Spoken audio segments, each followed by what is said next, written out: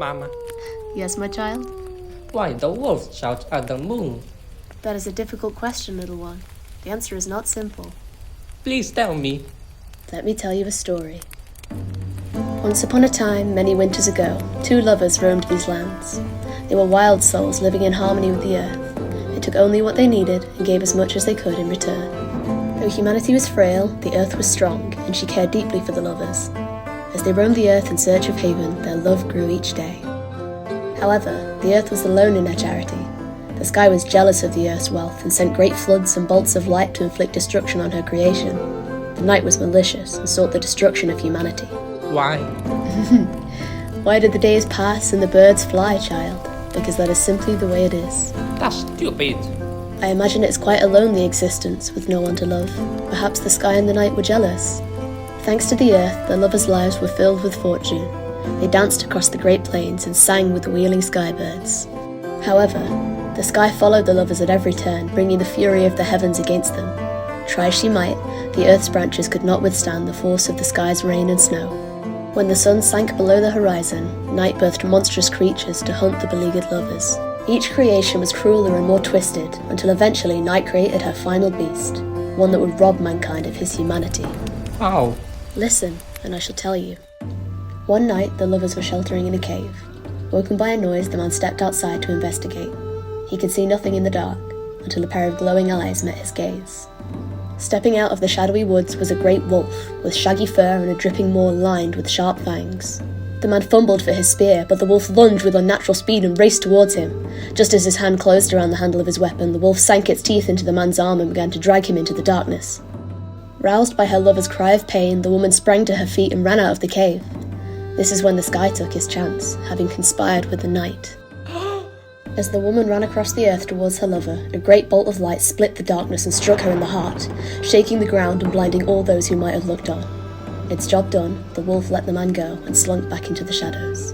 As his lover lay dying, the man tried with all his might to go to her. However, as he struggled to his feet, night's cruelest trick came into play. Suddenly, his body was racked with pain.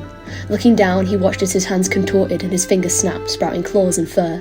His knees buckled and broke as he fell onto all fours, writhing in agony. As the fur reached his face, his nose grew into a snout, and his teeth sharpened into the fangs of the same creature that had bitten him. Where once a man had lain, a beastly wolf stood in his place. Satisfied, the night in the sky looked on as the earth mourned, but they had forgotten to account for one thing. What? Love was a force more powerful than any of them. Slowly, the wolf man began to limp towards his fallen lover. Reaching her side, he slumped to the ground and began to paw at her hand. Legend tells us that she opened her eyes for a final time and whispered something to him, but those words are a secret lost to the ages. They died with her.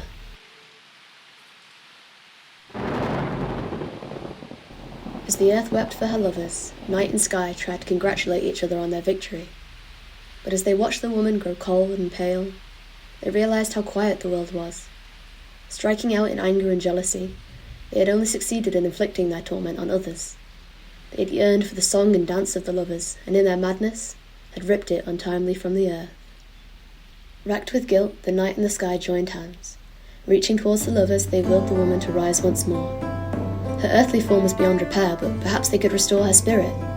As the earth and all her creatures watched, the night raised the woman into the sky and willed her to come alive once more. Suspended in the sky amongst the stars, she began to shine. The moon! Precisely.